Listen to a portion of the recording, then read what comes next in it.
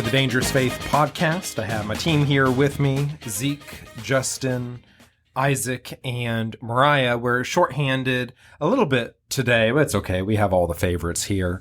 I'm about to get an angry text from someone later for that. But anyways, Dangerous Life team, glad to be with you. My name's Nate Williams, and today we are talking about bear or man in the gender wars. And basically what it is, this question was posed, I think, on Twitter, I do believe. And the question was for women, and it was this. Women, if you were by yourself walking alone in the woods, and you encountered either a random bear, could be any bear, a random man, could be any man, what would you choose? And naturally, people want to ask, well, is it a grizzly bear? Is it a black bear? Well, what kind of man? Is it someone I know, someone I don't know? You're not allowed any of those details in the hypothetical. It's just, would you rather bump into a random bear or a random man? And a lot of the women ended up choosing, well, we'll get into that in a moment. And it just showed what men and women thought of each other. That leads us into the gender wars, and men hate women, women hate men. When there's dating relationships, things at stake like that, men think all women are, a certain way, and promiscuous and low value are some terms that are thrown around. Then women think all men are pigs, only want one thing, and they're, nasty and gross, and kind of got to raise them like a parent and a child kind of deal. Anyways, so we're going to talk about the gender wars now today, and I'm going to open it up to the floor. Mariah, as our resident female. And Justin. Yes, I will also be representing all women in here. Hello. Okay. It is the Pride Month here of June, and so Justin is making his voice heard. Yes. All right, Mariah, you are in the woods alone. Bear or man, and why? So I said bear just because I don't know. We never know what a man... you never know what either would do, but you know the attention of a bear to the point of, it probably doesn't want you there, especially it will kill you, but a man will lie to you. That's what so I'm like, I don't know. I would rather be lied to than killed.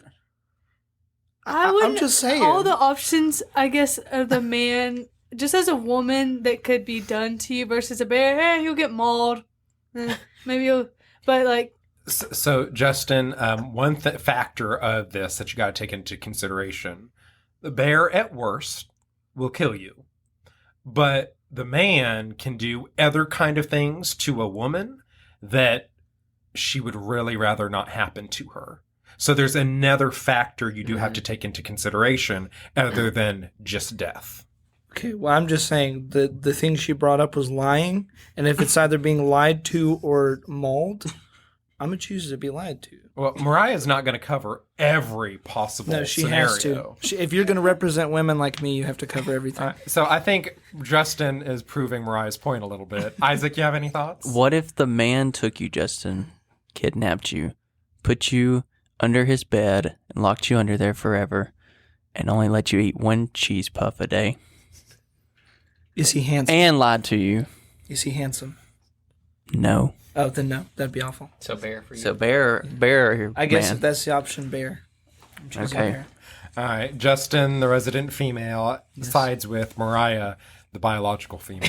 The real female. So I asked a whole bunch of people this in just different group chats and some of my friends, and it was pretty evenly split. With a few more people would choose the man, which I did appreciate. Shows there's some faith in humanity. But a lot of the women chose the bear, which shows, okay, they don't really think highly of the men they've experienced in their life. So, Justin? One thing is, to keep all joking aside, I can honestly kind of see people, as much as like a bear would most likely kill you, there are unfortunately statistics that back up women's claims who do kind of side with more choosing the bear. As much as I would still say I'd rather see a man than a bear, I do kind of get where some of those people come from, because sometimes it can be very scary, especially in our world It nowadays. sounds like it's coming down to like the worst case for a bear versus the worst case for a man. You'd rather just be killed by a bear. But I mean, I don't know. I feel like my odds would be better. I'm trying to think if I were a female, my odds would be better if it was a random guy. I don't know. At the same I time, agree. though, if he's just walking around by himself in the middle of the woods, that's already sketch. But then again, you're doing the same thing, so you're already sketch. So I don't know. That is true. If two random people are just walking around, Maybe they were made for each other. maybe it's the new dating site. Anyways, Isaac, any thoughts about all this? I've seen a wide variety of facial expressions. So any thoughts on this or not? Yeah, Isaac, what have you got to say? I don't know about. I think it's a fear decision, because think about it. If you are just walking, when you ask a woman this, they go to a place in their mind, right? And they go, okay, I'm walking in the middle of the woods and some random guy just comes up on me. I don't want that, because they think of all the bad things that could happen. Like, there's not enough context in this scenario. And they're like, okay, well, a bear, a lot of women don't have as much experience about as bears as they should, or knowledge and stuff. So cool. But they think, okay, a bear, maybe I can outrun it. Maybe I can get away, or if it kills me, it kills me. But with a man, they start going to all these extremes that could happen. They could not happen. But they're like, I would rather, like Mariah, like you were saying earlier, Mackenzie was talking to me in the car. She was like, I'd rather die from a bear attack than be raped by a man and have to live with that for the rest of my life. And she's like, so I would just rather pick the bear. Yeah. So I think it's just the fear, and then they start going through all these things, and then it's a choice that they just choose. I want to kind of rephrase the question. I want to see if the two women in here change their answer. Absolutely. Now, let's say you're in the middle of the woods, and those are the two things that you see. Which one are you running towards? Man. Like, if let's say a bear starts chasing you, are you running towards the man, or are you running the opposite direction and trying to avoid both? Avoid both. I would try to avoid both. Okay. I guess I'd avoid I feel like I would both. run don't know. towards another person to like, yeah. hey, come help me, even if I don't know him. I feel like I would. Never mind. I feel like that's a hard. Mhm. That's hard, because out of curiosity, I'd be like, oh well, he needs help too, so I'll just go Yeah. see with that man. I guess. And I think I didn't know everyone's background when I asked them this question, but from the few I did know, childhood and how they grew up and family situation, it tended to seem like the ladies who had, whether it was a strong, healthy marriage or whether they grew up with a good, present, loving father, for the few that I did know, that seemed like it did come into play, because think about the men you're around the most, the male friends you're around the most, that will factor in when you're thinking about, well, I've had all these positive experiences, I'll take my chances. Whereas if you've been in abusive situations, or maybe your childhood wasn't ideal in various ways, you're like, yeah, I'll take the bear. And so that does have some to play. But any other thoughts on this before we get into gender wars, Justin? Mr. Williams, what is your personal thoughts on this? I'd love to hear your input. Well, He kind of looks like a bear, so I'm a male, so I would rather face the male in the woods. If you're, I feel You're like if telling me you're a that real you're not man, man enough to beat yeah. up a bear. if the real man would go after the bear. Yeah. yes, I do understand you're trying to poke me, and I do get it. Poke But- the bear. I'll, That was the perfect. That was good. That was good. I think I could take the average male. Now, if it happens to be this dude who's like a MMA, jiu-jitsu, martial arts master, okay, probably not. So Blake. Nowhere near. No, just let's not confuse the audience. Nowhere near. Blake is hilarious. I think that a man is obviously the better thing to run into. But if you think about it, I'm kind of torn, because if I'm thinking of it, instead of my perspective, I'm thinking of what would I rather have Mackenzie run into? Like, if I'm thinking about it, I don't want her running into some random guy, because I know what guys can do, and I know even if some guys seem nice and seem good, I haven't had a lot of experience with bad guys, but I know what guys are capable of, and I know what you can be a good guy and then have a moment of really, really bad stuff. You know what I mean? Yeah. So it's tough. I wouldn't want to run into either of them, and I think it's a tough question just posing it that way to where it kind of makes you look bad. It's a Because loaded question. yeah, it's kind of a loaded question. Because if you say, "Oh, I'd rather run into a guy," like, okay, good job, but in reality, that also could be horrible. It's like if I'd rather run into a bear because I'm thinking of all the things a guy can do to me. Well, it's like, are you stupid? Do you know what a bear can do to you? Yeah, but I know what a guy can do to me too. So it's kind of a loaded question to me. I think you're kind of getting into the point of what that is on those podcasts that ask that stuff. It's typically to try to start some sort of fight. Because you'll have men who are one opposite way and are going to call people idiots, and then you're going to have women who are the opposite way who are going to call the men idiots. It's just to start a fight so you can get views. That's kind of the point of the question. Yeah. Yes, we are just wanting your clicks, and we got them, and we're thankful. But I think for a lot of people, if you listen to this episode and you've been away from the dating scene for a while, you might not realize how toxic it's gotten.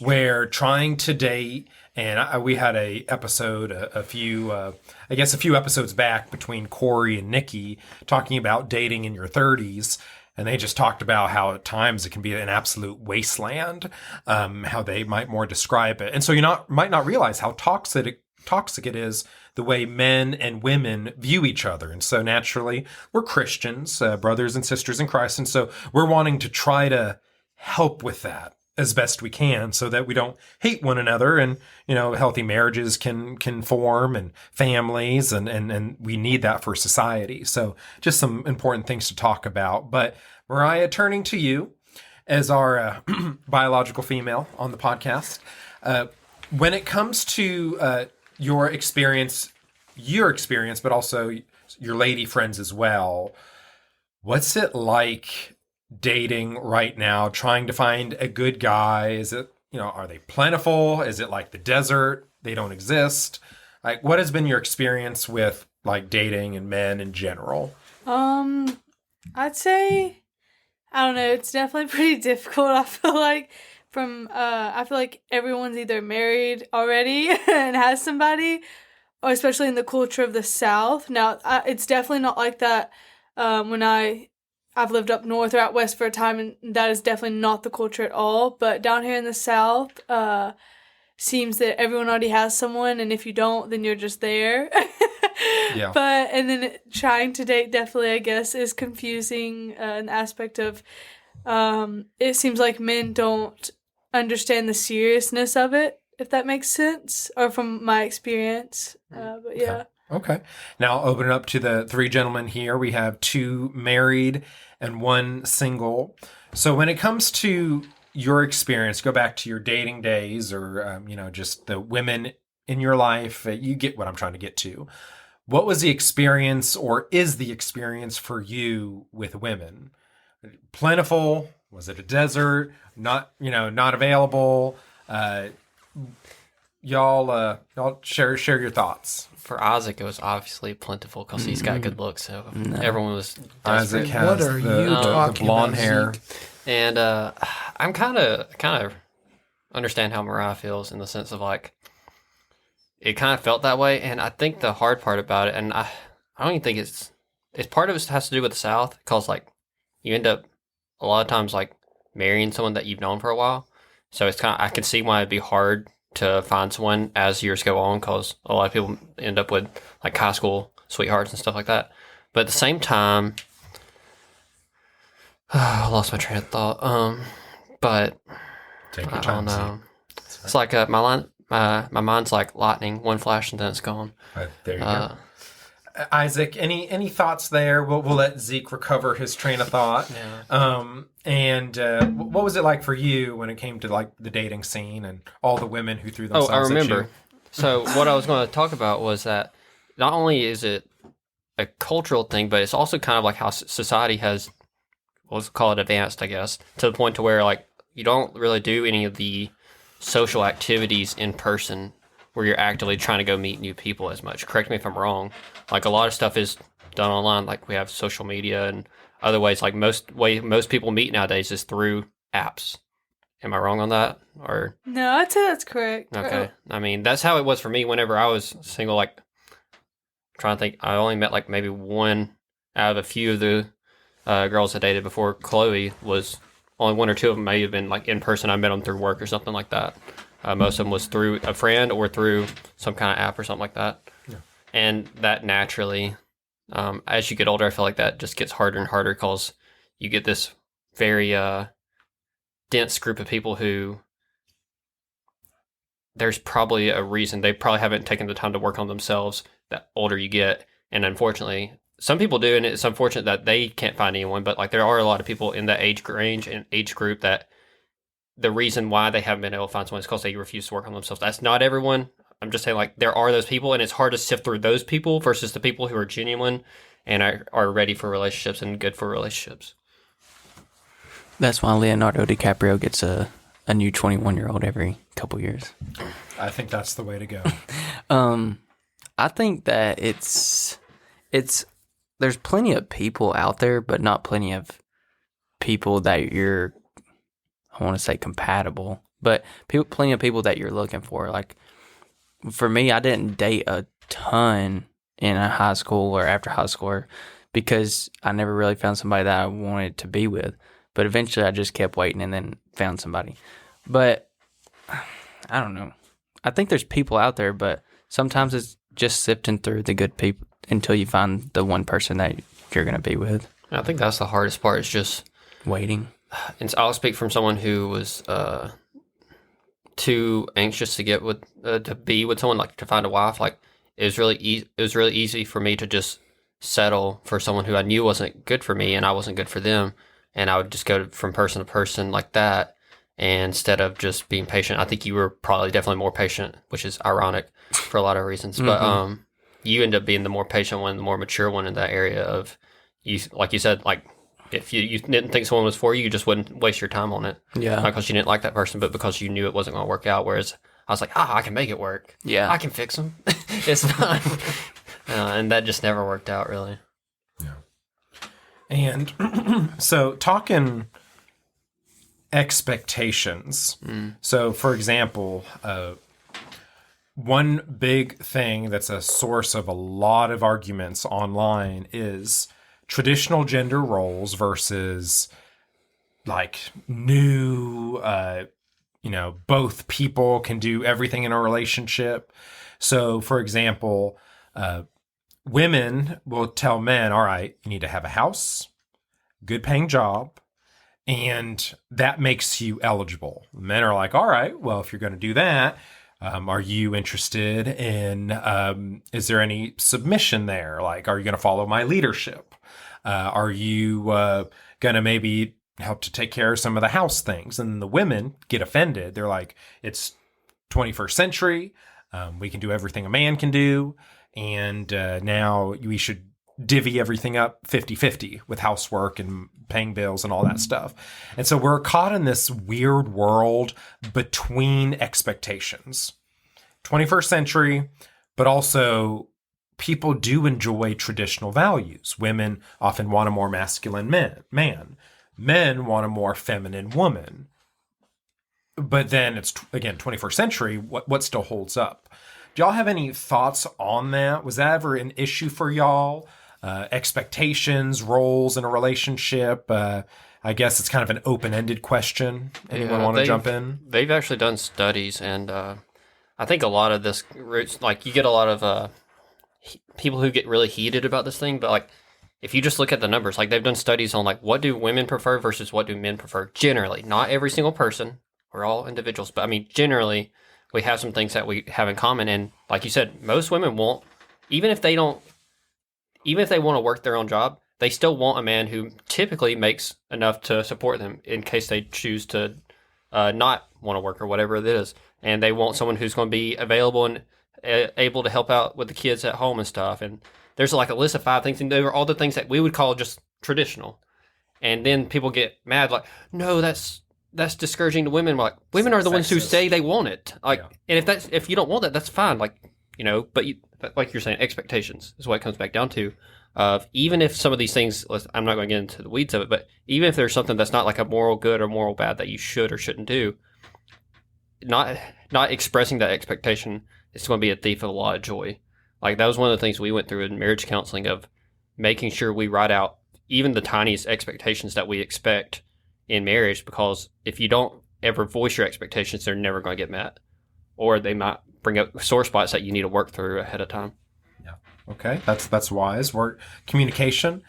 Mariah, Isaac, any thoughts on that going into Mariah? I'll pass it to you. When it comes to that whole, it's 21st century, you're a girl boss, you can do it all, versus maybe more traditional values. Do you want like a very masculine man who's going to take care of you? What does your dating profile say that you want in a man? For anyone listening, in case. Yeah, y'all can put in your submissions. But Mariah, where do you fall with that? I'd say so. I like more traditional roles. Like, I'm in favor for that, but I also have definitely more like newer, maybe even some would say liberal viewpoints of like how things should be ran.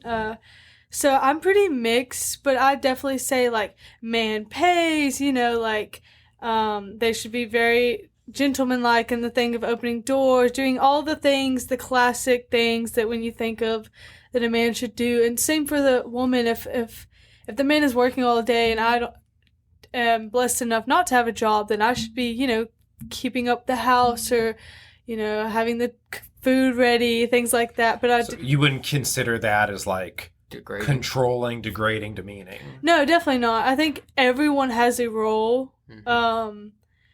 And you can share roles. So, like, say if I had a really good job and I was married to someone that maybe didn't have such a nice job, and they were like, "Hey, what about I just watch the kids?" I would be like, "Okay," I still think the opposite is okay as long as it's being shared and like in agreement. Okay.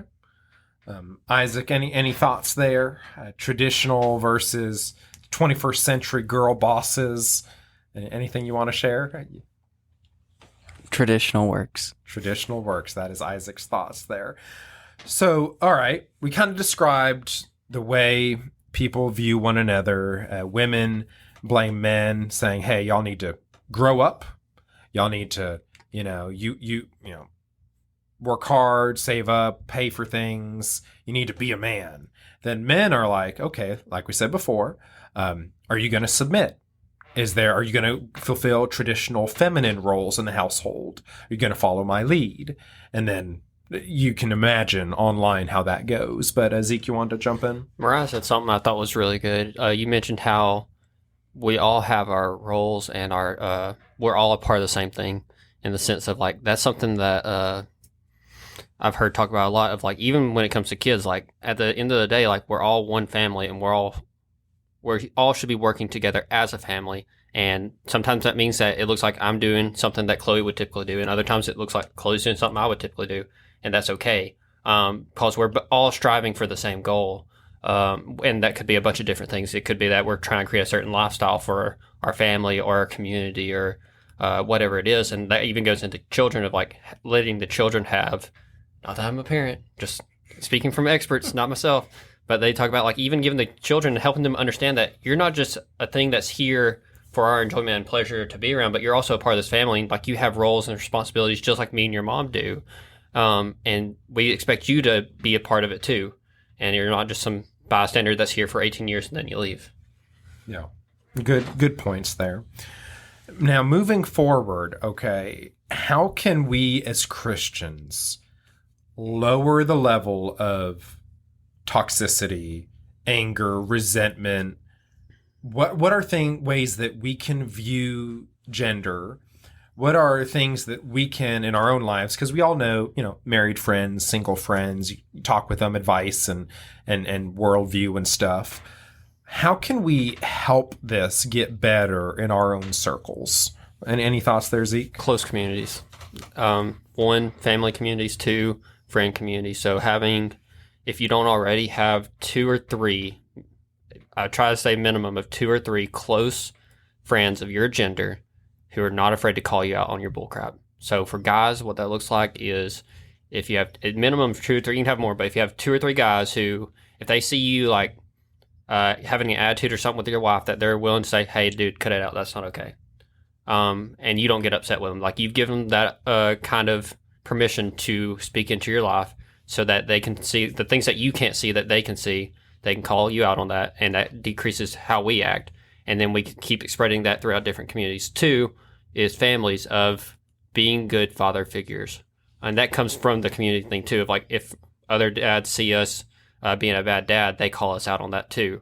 So it starts there, and then it's a slow thing.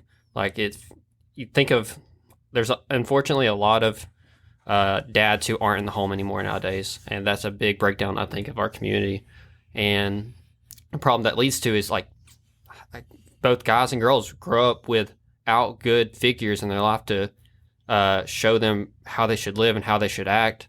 Like they have moms, and the moms do what they can, but like it's a job meant for 2 people. And I'm not degrading the single parents. Like they're doing the best they can, but they're having to do the job of 2 people, and sometimes that's just more than they can handle.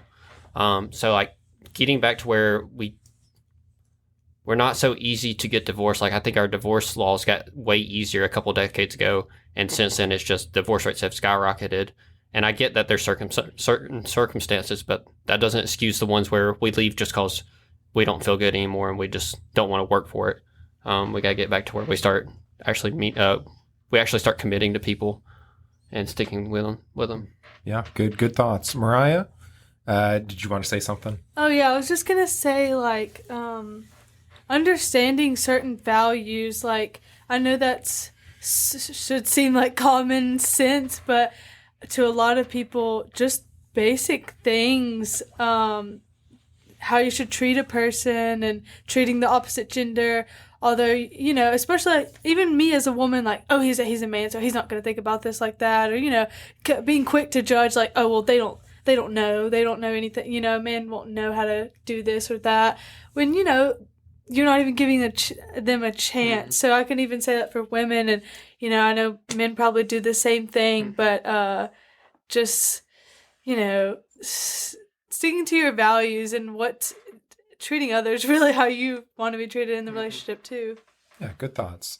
Isaac, Justin, anything you might want to add when it comes to just toxic gender wars, how to treat one another? Any advice, wisdom, or not so much right now? All right, well, Justin? This goes without men, women. If you're wanting to talk about how people should be treated, you're both in one sense, you're both equal because you're both made in the image of God. So in that way, everybody should be treated with respect at the end of the day. Mm-hmm. I agree with what Mariah's talking about there are certain roles and that can look different in different households. And I'm kind of rambling, but I guess that's all I got to say.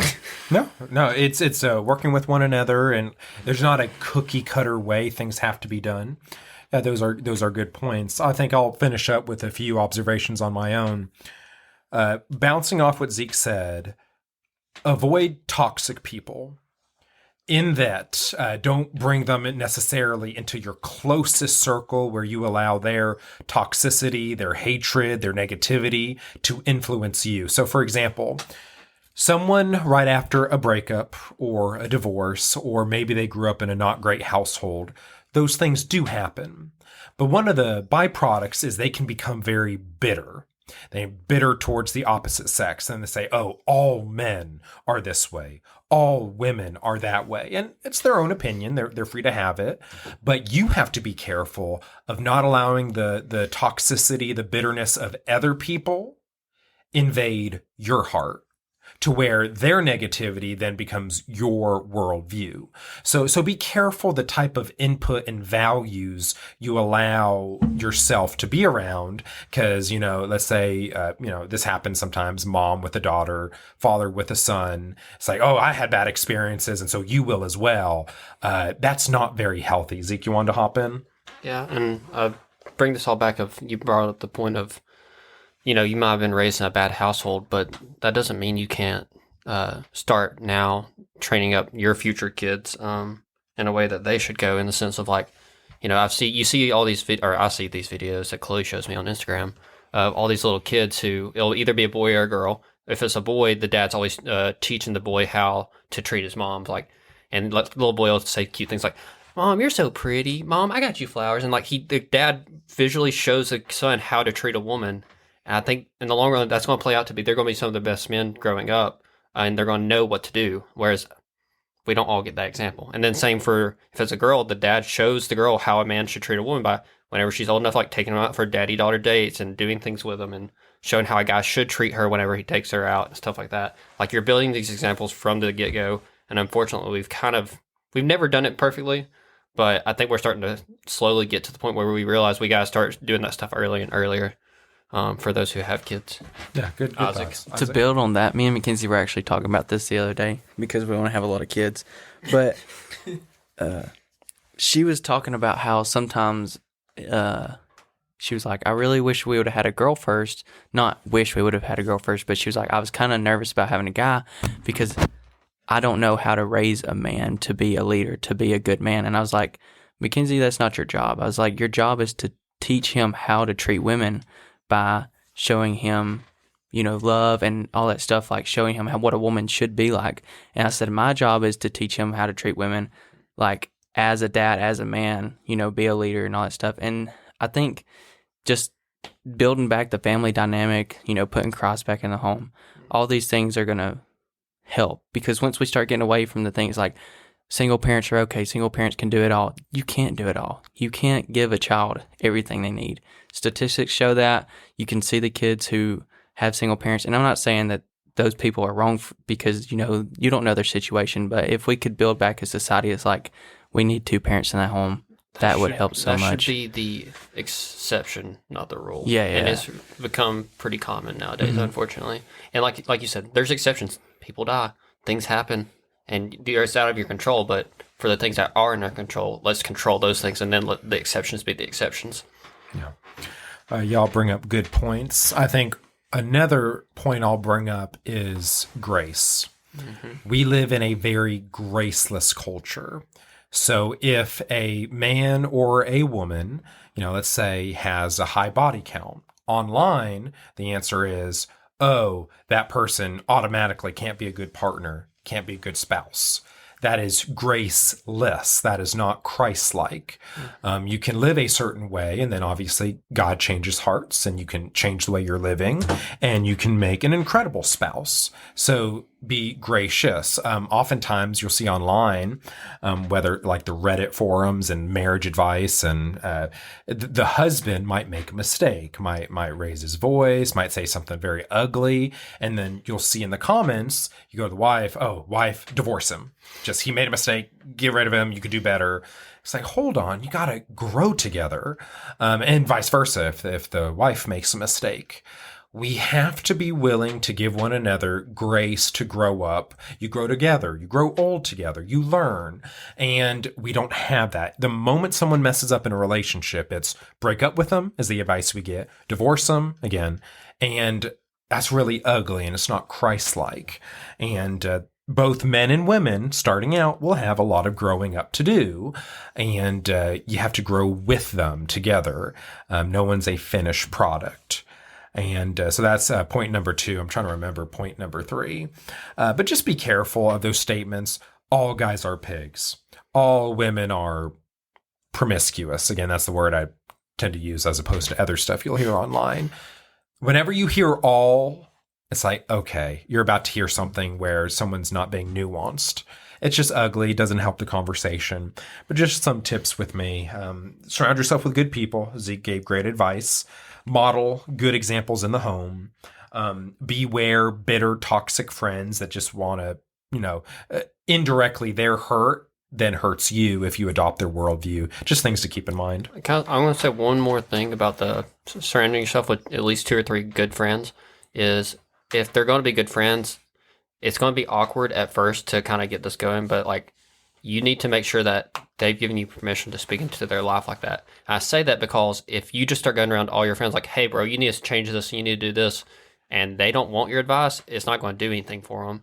So, and that might not be one of your close friends if that's the case. So, like, have that initial conversation of like, hey, I'm looking for some close friends that I can speak into your life and you can speak into mine. And that means calling each other out on bull crap. Yeah. And that's kind of how you start. It's awkward. It's weird. They're probably going to make fun of you at first, but like, I think long term, that's where it helps out.